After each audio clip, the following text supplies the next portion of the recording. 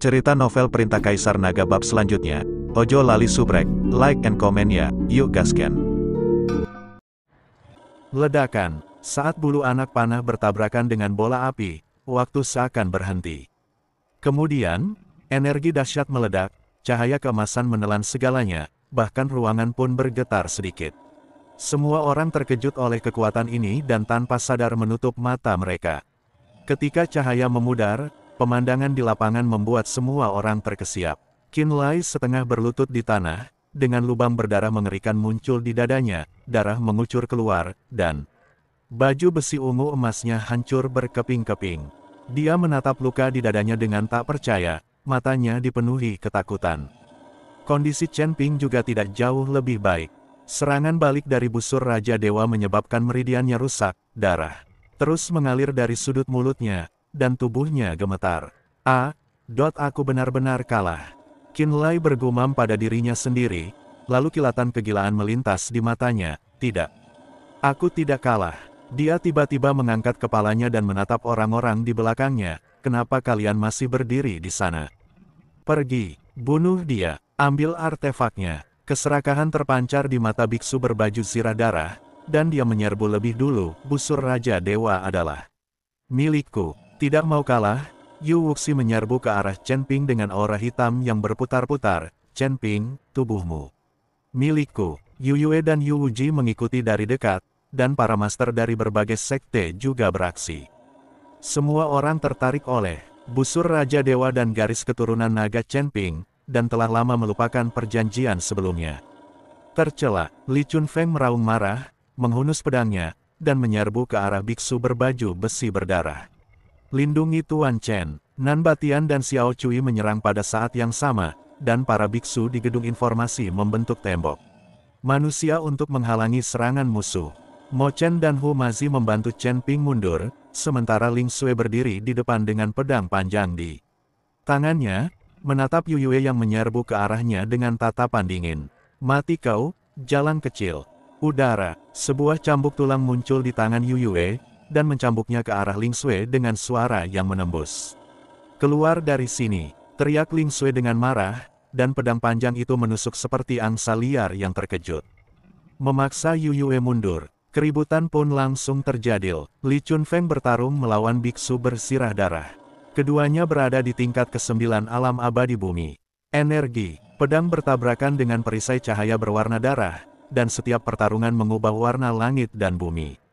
Nan Batian, yang memegang kapak penciptaan, sangat berani dan menghalangi pengepungan beberapa biksu duniawi. Yang abadi, Xiao Cui lincah dan jarum perak di tangannya diarahkan ke titik vital musuh, dan kerjasama di antara mereka saling melengkapi dengan sempurna. Meskipun para murid sekte pedang relatif lemah, mereka semua tak kenal takut dan bertarung bersama para kultivator jahat dari Aula Dao Jahat. Suara jeritan dan benturan senjata tak henti-hentinya. Chen Ping bersandar ke dinding, memperhatikan keributan di depannya, merasa sangat cemas. Dia ingin membantu, tetapi dia bahkan tidak punya kekuatan untuk mengangkat tangannya. Serangan balik dari busur Raja Dewa ternyata lebih serius dari yang dia bayangkan. Kali ini, penggunaan busur Raja Dewa hampir menghabiskan energi jahat pola Dao di tubuh Chen Ping. Chen Ping, apa kabar? Tanya Humazi cemas sambil menggunakan jimat untuk menahan serangan.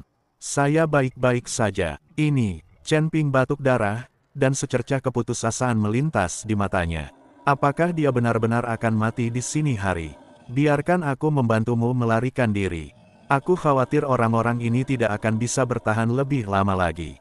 Humazi ingin membawa Chen Ping pergi. Chen Ping menggelengkan kepalanya. Orang-orang ini bertarung sampai mati dengan Qin Lai dan yang lainnya hanya untuk menyelamatkannya. Bagaimana mungkin Chen Ping pergi begitu saja? Api kilin. Chen Ping berteriak keras. Cahaya merah meledak dari cincin penyimpanan dan jatuh ke tanah. Kirin api, yang diselimuti sisik merah, membuka mulutnya dan mengeluarkan raungan kekanak-kanakan. Meskipun kilin api telah tumbuh besar, ia masih seekor anak singa. Apakah ini kilin api? Seru Mo Chen terkejut. Unicorn api kecil itu sepertinya merasakan krisis Chen Ping. Cahaya ganas berkilat di matanya, dan ia menarik napas dalam-dalam, mengaum. Raungan memekakkan telinga terdengar, dan tubuh Qilin kecil membesar dengan kecepatan yang terlihat oleh mata. Telanjang, dalam sekejap mata, ia tumbuh menjadi monster raksasa setinggi beberapa meter, dengan api yang berkobar di sekujur tubuhnya, memancarkan tekanan seperti monster dewa. Binatang suci, ternyata itu Qilin api. Hebat, kalau aku bisa menangkapnya, aku bisa memurnikan ramuannya dan menembus dunia. Lebih banyak orang tertarik oleh Fire Kirin dan mengubah arah dan bergegas menuju sisi ini. Qilin api meraung marah dan memuntahkan naga api, seketika membakar beberapa kultivator di depan menjadi abu. La mengusap-usap kepalanya ke arah Chen Ping, matanya penuh kasih sayang. Api Qilin, hentikan mereka, kata Chen Ping lemah. Qilin api tampaknya memahami kata-katanya, La berbalik menghadap musuh yang mendekat, membuka mulutnya lebar, dan menembakkan bola-bola api yang tak terhitung jumlahnya seperti hujan meteor. Ledakan, ledakan, ledakan, ledakan terdengar silih berganti, dan para pendeta yang bergegas mendekat terhempas ke tanah oleh bola api, yang untuk sementara meredakan krisis. Tapi ini hanya sementara. Pasukan utama Istana Keenam Kuil dan Istana Kejahatan belum dikerahkan. Begitu mereka menyerang dengan sekuat tenaga, bahkan dengan bantuan Kirin api, akan sulit untuk melawan. Biksu berzirah darah sedang bertempur sengit dengan Li Chunfeng. Ketika ia melihat Kirin api, secercah keserakahan terpancar di matanya. Li Chunfeng, aku akan melepaskanmu hari ini. Dia berpura-pura bergerak, berbalik dan menyerbu ke arah Qilin api. Binatang suci itu milikku. Li Chunfeng buru-buru mengejarnya, tetapi dihentikan oleh beberapa biksu kuil. Lah hanya bisa menyaksikan biksu berbaju besi darah itu menerkam Chen Ping. Chen Ping, mati. Biksu berbaju besi darah menamparkan Chen Ping dengan telapak tangannya, dan perisai cahaya berwarna darah itu membawa kekuatan penghancur. Jejak keputusasaan melintas di mata Chen Ping, dan ia tak lagi memiliki kekuatan untuk melawan. Pada saat ini, dua suara tua terdengar pada saat yang sama. Wulian Tianzun, dermawan, hentikan. Menindas segelintir orang terhadap banyak orang sungguh sangat buruk. Dua cahaya keemasan melesat keluar bagaikan meteor dan mendarat tepat di telapak tangan biksu berbaju sirah darah. Ledakan, biksu berbaju besi darah itu terdorong mundur 3 langkah dan menatap pendatang baru itu dengan heran dan curiga. Dua pendeta Tao tua muncul di tempat kejadian. Salah satunya memegang pengocok, berambut putih, dan berwajah muda, yang satunya lagi mengenakan jubah Tao dan tampak hikmat. Di belakang mereka, ada puluhan pendeta Tao, masing-masing memiliki aura yang kuat. Master Wuji, Master Wu Wei, Chen Ping terkejut sekaligus gembira. Kenapa Anda di sini? Chen Ping tidak menyangka akan bertemu kedua orang ini di sini. Setelah segel dunia surgawi terangkat, Taois Wuji membawa jiwa Taois Wu Wei kembali ke dunia surgawi, dan Chen Ping tidak pernah melihat keduanya lagi. Tanpa diduga, kedua orang ini muncul pada saat ini. Pendeta Tao Wuji mengelus jenggotnya dan tersenyum. Chen Ping, reputasimu sudah dikenal luas di surga kelima. Mustahil bagi kami untuk tidak mengenalmu. Hari ini aku dengar ada roh jahat yang membuat masalah di sini, jadi aku datang ke sini untuk mengusirnya. Taois Wu Wei juga tersenyum tipis. Chen Ping, kuil ini bersekongkol dengan iblis dan membunuh banyak orang. Bagaimana mungkin kuil Leiyinku hanya berdiam diri dan menonton? Wajah biksu berbaju zirah darah tampak muram. Kau ingin ikut campur? Tidak, Taois Wuji menatap Chen Ping. Kami di sini untuk membantu Chen Ping. Chen Ping adalah orangnya muridku, dan aku tidak ingin muridku menjadi janda. Setelah mendengar apa yang dikatakan Taois Wuji, Ling Xue menatap Chen Ping dengan ekspresi bingung di wajahnya. Dia belum pernah mendengar Chen Ping mengatakan bahwa dia punya istri atau pacar.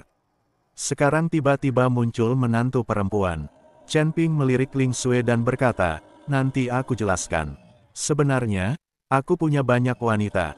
Sebagai seorang biksu, wajar saja punya 3 istri dan 4 selir. Tak perlu ribut-ribut, kata Mo Chen dari samping. Chen Ping sedikit malu dan tidak mengatakan apa-apa lagi. Dia tidak hanya memiliki 3 istri dan 4 selir. Dia mungkin memiliki 30 istri dan 40 selir. Chen Ping sendiri bahkan tidak ingat berapa banyak wanita yang dimilikinya. Beberapa di antaranya hanya untuk transaksi dan hanya berkesempatan tidur bersama sekali, seperti dua saudari dari keluarga Ji Meiyan dan Ji Meiling. Saat itu, Chen Ping dipaksa oleh leluhur keluarga Ji dan terpaksa tidur dengan kedua saudari itu. Demi membiarkan kedua saudari itu memiliki darahnya, sebenarnya tidak ada rasa sayang di antara mereka. Chen Ping benar-benar jagoan saat itu. Pada saat ini, secercah ketakutan melintas di mata biksu berbaju sirah darah. Kuil Leiyin adalah sekte besar dengan sejarah 10.000 tahun, dan kekuatannya tidak boleh diremehkan. Namun, saat ia melihat busur Raja Dewa dan kilin api begitu dekat, keserakahan akhirnya mengalahkan akal sehatnya. Kalau begitu jangan salahkan aku karena bersikap kasar. Para murid kuil, patuhi perintahku, bunuh. Membunuh. Ratusan biksu kuil menyerang pada saat yang sama, dan perisai cahaya berwarna darah terhubung menjadi satu dan melonjak seperti air pasang. Murid-murid kuil Leiyin, bentuklah formasi. Teriak Taois Wu Wei. Puluhan penganut Tao melantunkan kitab suci Tao pada saat yang sama, dan cahaya kemasan ilahi mengembun. Menjadi jejak telapak tangan yang besar, menamparkan ke arah perisai cahaya berwarna darah. Murid-murid Sekte Pedang, siapkan formasi. Mo Chen buru-buru berteriak saat melihat ini. Para pengikut Sekte Pedang menginjak 7 bintang, dan kekuatan spiritual mereka mengembun menjadi pedang abadi. Yang besar, menebas musuh yang datang. Li Chunfeng, Nan Batian dan yang lainnya juga mengambil kesempatan untuk melakukan serangan balik, dan situasi di lapangan berbalik dalam sekejap. Chen Ping memandang keributan di depannya dengan perasaan campur aduk. Dia tidak menyangka bahwa di saat yang paling putus asa, begitu banyak orang akan membelanya. Namun dia tahu ini baru permulaan. Busur Raja Dewa, garis keturunan naga, unicorn api, terungkapnya rahasia-rahasia ini pasti akan menyeretnya ke pusaran yang lebih besar. Formasi Tao Kuil Leiyin dan formasi pedang 7 bintang Sekte Pedang saling melengkapi. Cahaya ilahi, keemasan dan energi pedang tajam terjalin menjadi jaring, merobek perisai cahaya berwarna darah milik para biksu kuil hingga berkeping. Keping, kirin api bagaikan hantu di ruang hampa. Kemanapun api itu lewat, para kultivator jahat berjubah hitam dari Aula Dao jahat berubah menjadi arang, dan jeritan terdengar silih berganti. Mundur, mundur cepat. Seorang tetua dari sekte kecil, melihat situasi yang tidak baik, mengambil inisiatif untuk mundur bersama para pengikutnya. Mereka awalnya terpikat ke sini karena keuntungan Qinlai. Sekarang mereka melihat kuil dewa dan kuil kejahatan sama dirugikan, bagaimana mungkin mereka berani bertarung?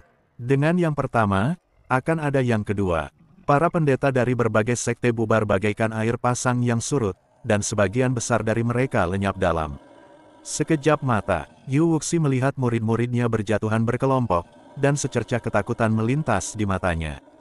Keahlian Tao Kuil Leiyin adalah musuh bebuyutan para praktisi jahat ini. Jika mereka terus bertarung, seluruh pasukan mereka akan musnah. Berjalan, Yu Wuxi mengambil keputusan cepat dan membawa Yu Yue dan Yu Wuji bersamanya, berubah menjadi awan hitam, dan melarikan diri tanpa repot-repot membawa altar bersamanya. Wajah biksu berbaju zirah darah berubah pucat saat dia melihat situasi bencana itu. Awalnya dia ingin merebut busur Raja Dewa dan kirin api, tetapi dia tidak menyangka Dewa Besar Kuil Leiyin akan muncul di tengah jalan. Jika aku tidak pergi sekarang, aku takut aku akan mati di sini. Ayo pergi. Biksu berbaju zirah darah itu bahkan tidak melirik ke arah Qinlai, dan pergi bersama para pengikut kuil sebagai aliran cahaya. Mereka awalnya datang ke sini hanya untuk mengikuti perintah penguasa istana ke-6.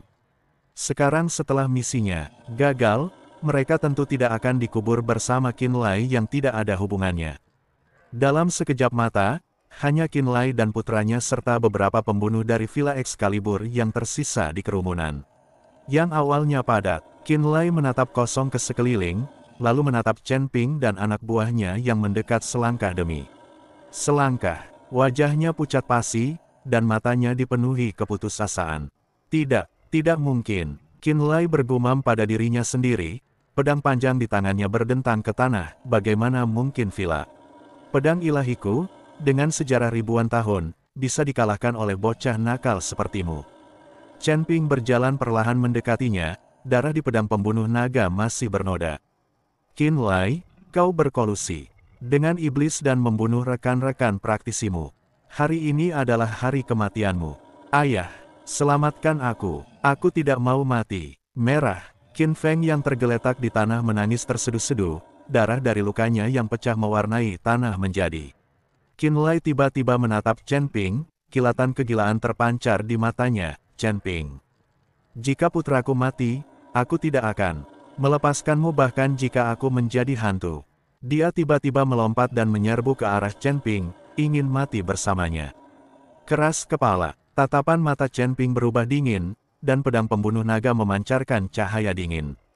Engah, darah berceceran saat kepala Qin Lai berguling ke tanah, matanya terbuka lebar, seolah-olah dia mati dengan mata terbuka. Qin Feng menatap tubuh ayahnya, tubuhnya lemas ketakutan, air seni dan kotorannya mengalir keluar, ampuni. Tolong, ampuni aku. Chen Ping menatapnya seperti ini tanpa sedikit pun rasa kasihan di matanya. Ketika Qin Feng menggunakan afrodisiak untuk menjebak Ling Xue, apakah dia pernah berpikir untuk menunjukkan belas kasihan? Kamu telah melakukan banyak kejahatan, dan aku tidak bisa membiarkanmu tinggal. Chen Ping mengayunkan pedangnya dan membunuh Qin Feng sepenuhnya. Dengan dieksekusinya Qin Lai dan putranya, Villa Senjian yang dulu makmur hancur. Saat debu mereda, markas Sekte Pedang sudah hancur, tetapi dipenuhi rasa syukur karena telah selamat dari bencana. Taois Wuji melangkah maju dan menyerahkan sebotol giok kepada Chen Ping. Ini adalah pil pemulihan jiwa 9. Putaran, obat suci untuk menyembuhkan luka dari kuil Leiyinku. Obat ini akan memberikan efek ajaib pada kerusakan meridianmu. Terima kasih, Pendeta Tao. Chen Ping menerimanya dengan hikmat dan membungkuk dalam-dalam. Jika mereka tidak tiba tepat waktu hari ini, akibatnya akan sangat buruk. Taois Wei tersenyum dan berkata, tidak perlu berterima kasih padaku. Tapi sekarang setelah kau mengungkap garis keturunan naga dan kilin api, aku khawatir tidak akan ada perdamaian di masa depan. Aku mengerti. Chen Ping mengangguk. Dia sudah bersiap. Kami berdua ada urusan penting yang harus diselesaikan, jadi kami pamit dulu. Pendeta Tao Huji melirik Ling Xue dengan sedikit senyum di matanya. Nona Ling, Chen Ping adalah pria yang layak dipercaya, tapi aku khawatir kau akan membutuhkan lebih banyak saudari di masa depan. Pipi Ling Xue memerah dan dia menundukkan kepalanya tanpa mengucapkan sepatah kata pun. Pendeta Tao Huji dan Pendeta Tao Huwei saling tersenyum, lalu berubah menjadi dua cahaya keemasan dan pergi. Bersama murid-murid kuil Leiyin, Nan Batian menghampiri dan menepuk bahu Chen Ping, saudaraku, jaga baik-baik lukamu.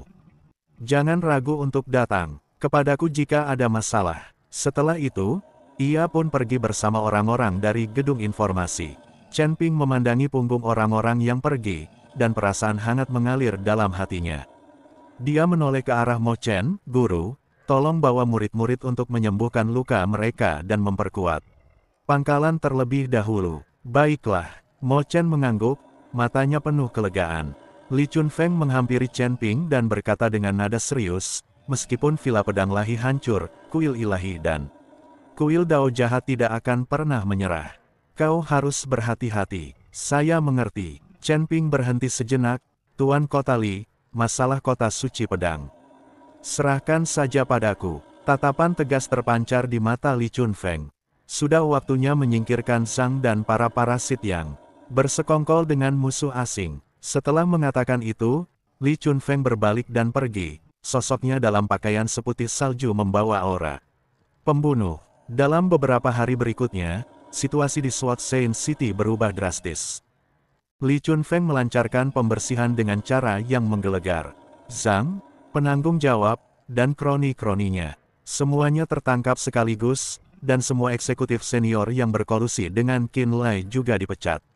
Seluruh kota pedang suci mengalami guncangan yang tidak kecil, dan akhirnya kembali ke kendali Li Chunfeng dan ketertiban pun dipulihkan. Chen Ping, di sisi lain, sedang memulihkan diri dari luka-lukanya di markas besar Sekte Pedang.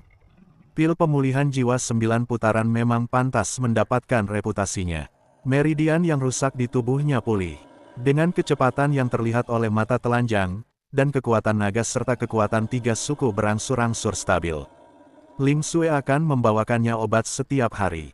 Setelah melewati ujian hidup dan mati, hubungan keduanya semakin dekat. Namun, ketika Ling Sui sesekali menceritakan kejadian malam itu, wajahnya masih memerah karena malu. Pada hari ini, Chen Ping akhirnya bisa bangun dari tempat tidur dan berjalan ke halaman dan menatap para murid sekte pedang yang sedang berlatih, dengan sedikit tekad di matanya. Kehancuran Villa Senjian hanyalah permulaan, dan tantangan yang lebih besar masih menantinya. Kuil, aula kejahatan, dan musuh yang bersembunyi di kegelapan. Dia harus meningkatkan kekuatannya secepat mungkin untuk melindungi orang-orang di sekitarnya. Kakak senior Chen Ping, Ling Sui datang membawa semangkuk obat, senyum lembut di wajahnya.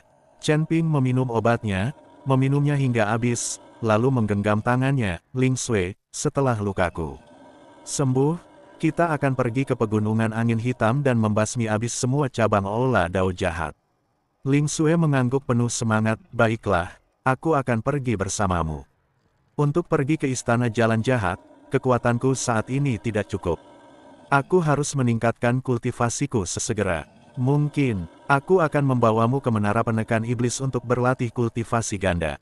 Kita bisa meningkatkan kultivasi kita bersama. Chen Ping membawa Ling Sui ke menara penekan setan. Mendengar ini, Ling Sui langsung memerah. Lah tahu ia mungkin tak punya waktu untuk berdiri di hari-hari mendatang.